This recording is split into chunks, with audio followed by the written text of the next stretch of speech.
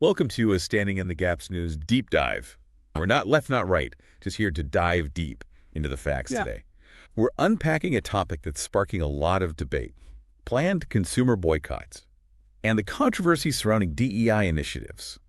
Have you ever felt powerless against big corporations or government decisions? Some folks believe they've found a way to make their voice heard by choosing where they spend their money. We're going to take a look at whether that strategy really works. From a one-day nationwide spending freeze to targeted boycotts of major companies, we've got a lot to cover. What's interesting here is that we're not just seeing isolated boycotts, but a coordinated effort to leverage consumer power for social change.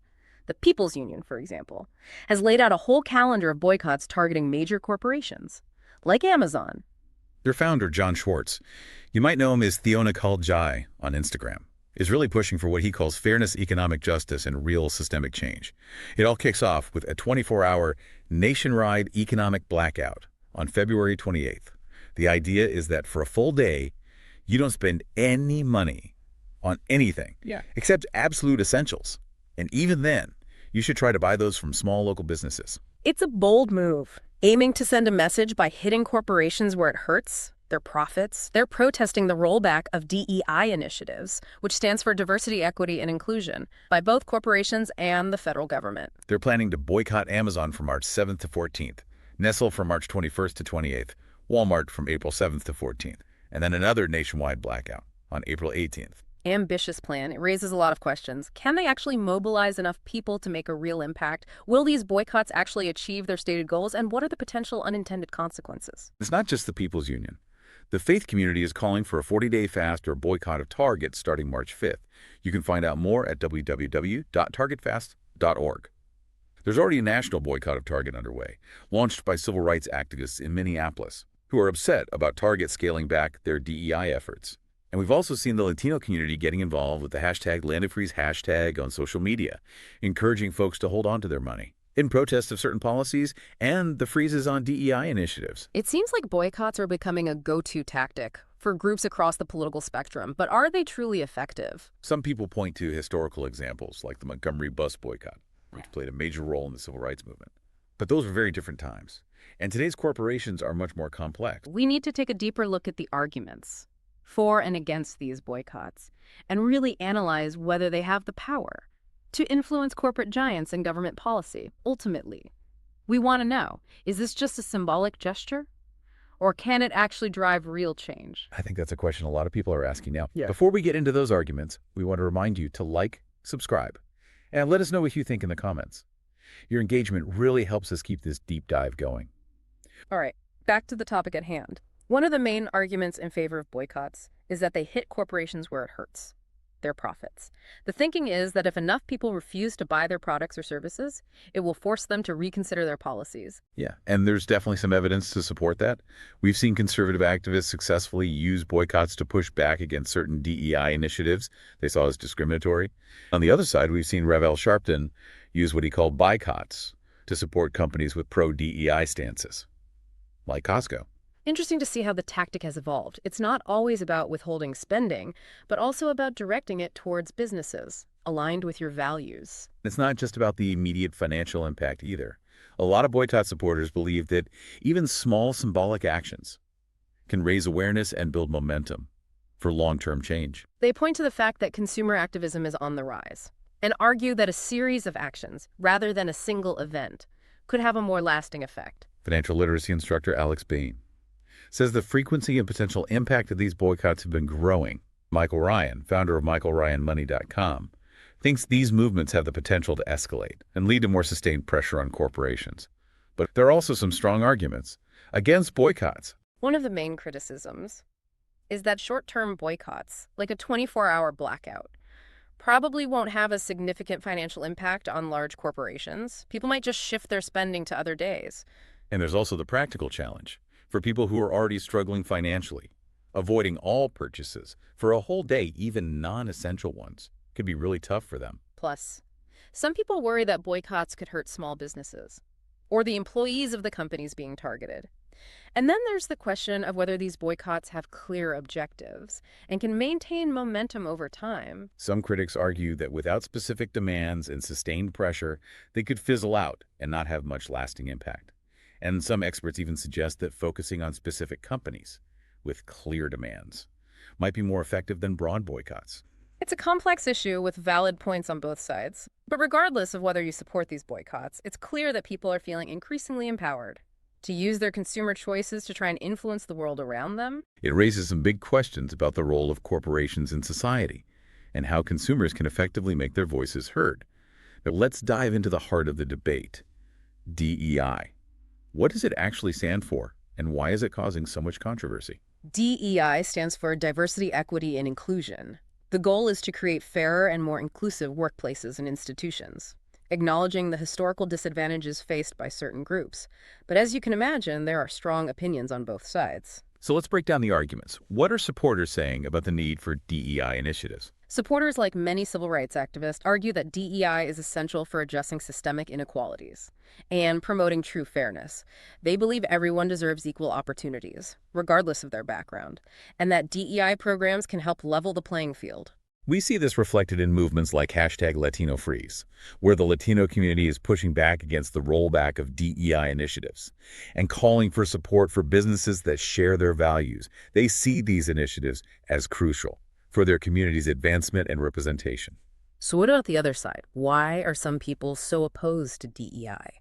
Opponents, including President Trump and conservative groups, view these initiatives as discriminatory, divisive, and harmful to merit-based systems. They argue that DEI programs can actually lead to reverse discrimination, where people are favored or disadvantaged based on their race, gender, or other identity markers, rather than their qualifications. President Trump has taken concrete steps to dismantle federal DEI programs through executive orders. His administration emphasizes a colorblind approach, arguing that focusing on identity differences perpetuates division and undermines individual merit. They believe everyone should have equal opportunities, but that those opportunities should be based on individual effort and talent, not group identity. We see this reflected in HUD Secretary Scott Turner's statement that DEI is dead at several federal agencies. They're actively shifting away from DEI-focused programs and language and emphasizing individual merit and achievement instead. It's a clash of values and ideologies, really. What do you make of that? It's definitely a complex issue with deep roots in our country's history and ongoing struggles with inequality and discrimination. It raises fundamental questions about fairness, equality, and the role of government in addressing historical injustices. This whole debate is playing out, not just in government policy, but also in corporate boardrooms, university campuses, and even in our everyday conversations. It's a big deal, and there are passionate arguments on both sides. We're going to take a quick break, but when we come back, we'll dive even deeper into the arguments, the historical context, and the broader implications of this whole debate. Don't forget to like, subscribe, and tell us what you think in the comments. Your engagement helps us keep this conversation going. And don't forget to check out our GoFundMe page. Your contributions will make a real difference. Sponsor break vidIQ. Are you a YouTube content creator trying to grow your channel? vidIQ is the ultimate AI-powered tool that helps you rank higher in search results, get more views, and crack the YouTube algorithm. Find the best keywords to make your videos trend. Analyze your competition to see what's working. AI-powered video ideas to help you create content people want to watch. Real-time analytics so you can grow faster. Stop guessing. Start growing. Try vidIQ today. Click the link in the description. Have you used vidIQ before? Tell us in the comments if you've tried it and what you think. So we've laid out the arguments for and against boycotts and delved into the complexities of the DEI debate. But what does this all mean for you? How can you navigate this landscape and make your voice heard effectively as a consumer and a citizen? That's the million-dollar question, isn't it? It's clear that consumers are becoming more aware of their power and are more willing to use it. But how can we do that strategically and thoughtfully? First and foremost, you need to be informed, really understand the issues at stake, the different perspectives, and the potential consequences of your actions. Don't just jump on a bandwagon without considering the complexities involved. Exactly. Do your own research. Read articles from various sources and engage in thoughtful conversations with people who hold different views. Don't rely solely on social media or sound bites for information. Second, think about the impact of your choices. Boycotts can have unintended consequences, potentially harming small businesses or employees of targeted companies. Think about the ripple effects before you participate. And remember, boycotts are just one tool in the toolbox. There are many other ways to advocate for change, like supporting organizations that align with your values, contacting your elected officials, or engaging in peaceful protests. It's also important to be clear about your goals. What are you hoping to achieve with your actions? Are you trying to raise awareness, change corporate policies, or influence government decisions? Having a clear objective can help you choose the most effective strategy. And don't underestimate the power of your voice. Sharing your thoughts and experiences on social media, writing letters to the editor, or simply talking to your friends and family can make a difference. It's also crucial to engage in respectful dialogue, even with those who disagree with you. Listen to their perspectives, try to understand their concerns, and look for common ground. Shouting matches and insults rarely lead to meaningful change. Remember, we're all in this together. We may have different views and approaches, but we all share a desire for a fairer, more just society. Let's work towards that goal with understanding, empathy, and a commitment to constructive dialogue. Let's zoom out a bit and consider the bigger picture here. What does this trend toward consumer activism tell us about the role of corporations in society? It's clear that consumers are increasingly holding corporations accountable for their actions, not just their products and services. They're demanding that businesses take a stand on social issues, from climate change to racial justice to LGBTQ+ rights. And that's forcing corporations to reevaluate their role in society. They can't just focus on maximizing profits anymore. They need to consider their impact on the environment, their employees, their customers, and the communities they operate in. We're seeing a shift towards what some call conscious capitalism, where businesses prioritize social responsibility and ethical practices alongside financial success. And this is being driven in part by consumer demand. Consumers are voting with their wallets, supporting businesses that align with their values, and boycotting those that don't. This is creating a powerful incentive for corporations to behave more ethically and responsibly. Consumers are also actively seeking out brands that are making a positive difference in the world, whether it's through sustainable practices, fair labor standards, or charitable giving. This growing awareness of corporate social responsibility is reshaping the business landscape. Companies are realizing that doing good is not just the right thing to do, it's also good for business. Consumers have the power to influence corporate behavior and drive positive change in the world. But it also raises important questions about the role of government. Should we rely solely on consumer activism to hold businesses accountable, or do we need stronger laws and regulations to ensure ethical behavior? That's a crucial question to consider as we navigate this evolving landscape of corporate responsibility and consumer activism. We've talked a lot about the arguments for and against DEI initiatives. Let's shift gears and explore the historical context. How do we get to this point where DEI is such a hot-button issue? The push for diversity and inclusion has roots in the civil rights movement of the 1950s and 60s. After decades of struggle for racial equality, activists and lawmakers began pushing for policies and programs to address systemic discrimination and promote equal opportunities for marginalized groups. Affirmative action policies and desegregation efforts were early examples of what would later evolve into DEI initiatives. Exactly, and those early efforts were met with fierce resistance from those who saw them as unfair or reverse discrimination. But over time, the concept of diversity expanded beyond just race to include gender, sexual orientation, disability, and other aspects of identity.